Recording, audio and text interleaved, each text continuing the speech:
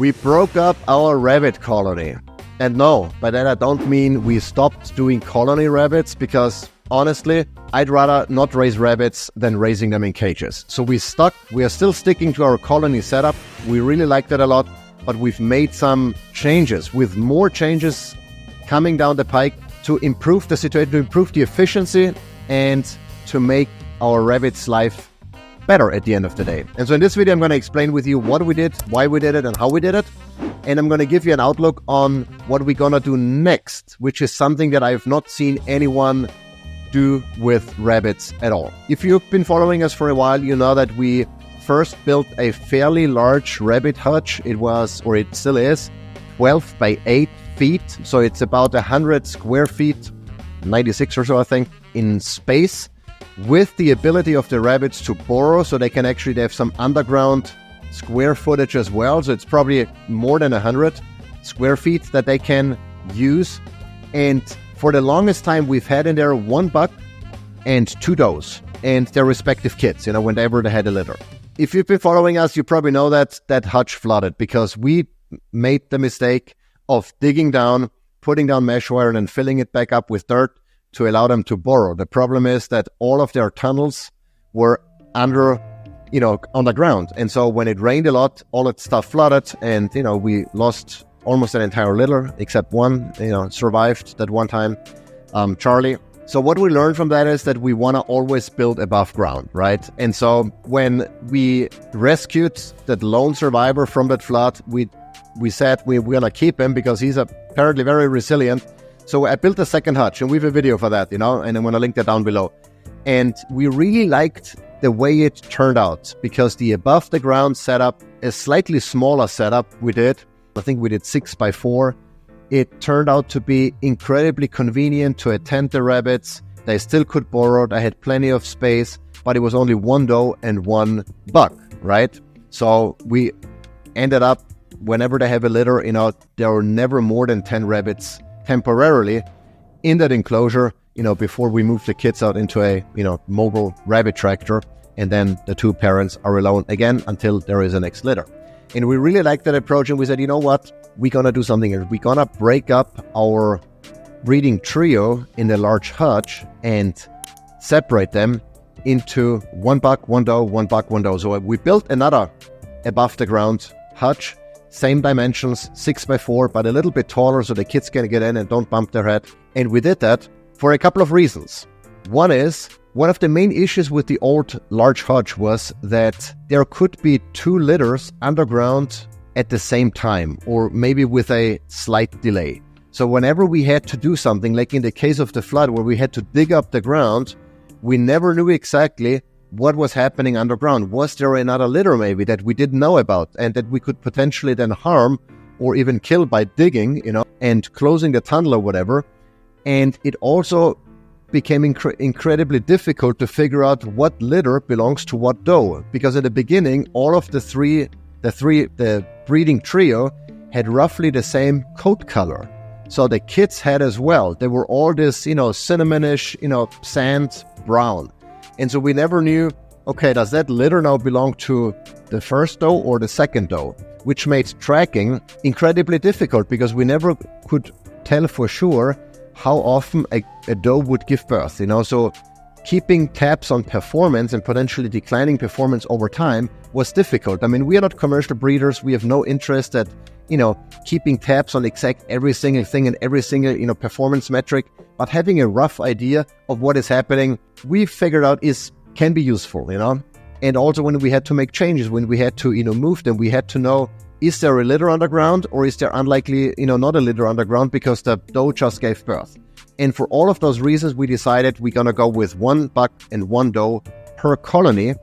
And obviously then, their kids. And that's it. And so we moved our only buck we've had so far, or we've moved our main buck, I should say, into the new hutch that we built. And we moved also the new doe, which came from an entirely different breeder, a new genetic material. We moved those 2 over into a new hutch. And then the remaining doe, we actually gave a buck from another breeding pair, matched them up, and left them inside of the big hutch. When we moved the buck and the doe, I was like, I think that doe is pregnant right now, so I want to be ready with the new hutch before she delivers. And we moved her, and literally, I think it was 2 days later, she delivered. She didn't even have time to dig a tunnel. She delivered above ground, which was the first time that happened, so we could actually experience how, a newborn rabbit would look like, because usually they're all on the ground. We don't see them until they're 2 weeks old. So that was a cool experience. They're all healthy, a litter of 6. And she's been nursing them, and watching that has been absolutely priceless. So that was cool. We moved her just in time to deliver. Now we know, okay, there is a litter here. We also know, or at least suspect, because we've seen here nest building, that the old doe in the big hutch has already delivered or is about to deliver. So we know there is likely a litter underground, or if not yet, there will be soon. And now we have 3 different rabbit hutches with only a breeding pair in each, That makes it significantly easier, because we know that, okay, that litter is now getting ready to be moved to a tractor. There are the grow-outs. Now there's going to be soon another one. We can keep an eye on that and know exactly, when we expect a new litter. And if that doesn't happen, we can say, okay, something might be going on. Why is there no new litter? It's much easier also to catch them. They don't have 100 square feet to run around, and we chase them if we need to, take them out or, attend to them for whatever reason. All of that is much easier by having them in a slightly smaller enclosure. They're still able to burrow, so they have all the benefits of the larger hutch, but in a smaller, more compact form factor, and it makes it easier for us to track. One of the main types of feedback I've received from any of our colony rabbit videos was that, you're not going to be able to manage parasites, because if they all live together. Now, here's the thing. There are 2 ways of parasite control. Well, there are 3 ways, really. You keep them, each rabbit separately in a cage, which is something that I don't want to do, or we don't want to do. It's entirely unnatural. I think it's compared to our, pasture chickens, or maybe, rotationally grazed cows, etc. Even the rabbits in a hutch is not the ideal natural environment, but it's significantly closer to keeping them, separate in wire cages. That's a no-go for us. So that is one option. We don't want to do that. The second option is, with livestock in general, you move them frequently, like ideally every day, so they're never on the same patch of soil. And so whatever manure there might be, they're not exposed to it the next day. That doesn't work with a colony where we want them to be able to burrow. It works with our rabbit tractor. So the grow-outs actually are in tractors that we move every single day. So there is no parasite issue. There is no issue, whatsoever, because whatever they poop, and then the next day they get moved to a fresh patch of the grass, and that's it. We can't do this with our big colony because the tractor prevents them from burrowing effectively, and we want to give them, I think the ability to burrow for a rabbit probably outweighs the cons of being in the same spot, in my opinion. Maybe we'll change that in the future. And the third option is deep litter, right? By keep adding, carbonaceous material, you effectively reduce you make all the pathogens, the feces, etc., decompose, and it's much less of an issue, right? But here's the thing. What we're gonna do is the big rabbit hutch is now so big, it's actually too big, in my opinion, for those 2 rabbits and their, 1 litter. I think we're gonna cut that in half. We split it in half. We're gonna add a barrier in between, and then and not because we want to add more rabbits, but so we can keep one hutch or area empty for a couple of weeks. So what we're gonna do is we're gonna keep one area free of rabbits, so any parasites die off. The parasite life cycle is somewhere between 45 days to maybe, a few months, depending on the type of parasite, depending on the type of environment, but it's fairly dry in there. It's not moist. There is no humidity, or not humidity, and the soil isn't moist.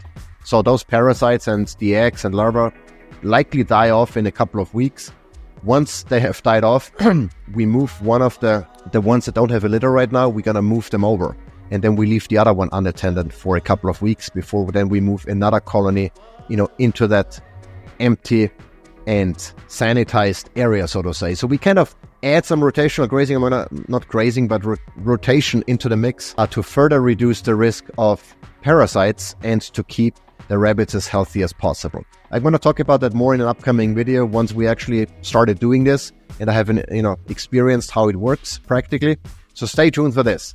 But I think the idea of doing the colony but doing it on a segregated scale, so to say, where you don't have multiple bugs, multiple does in one colony, I think is the sweet spot, at least for us, that makes maintaining it easy, that makes record keeping easier, while still providing all of the benefits of the colony life, where, you know, rabbits can be together, especially once they have kids. They're all going to be together for several weeks before we move the grow outs.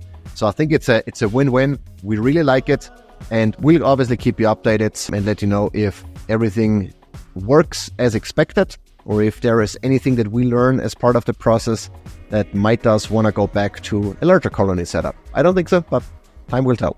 Hope you liked this video. If you did, give it a thumbs up, subscribe, stick around. I hope you'll see you in the next video.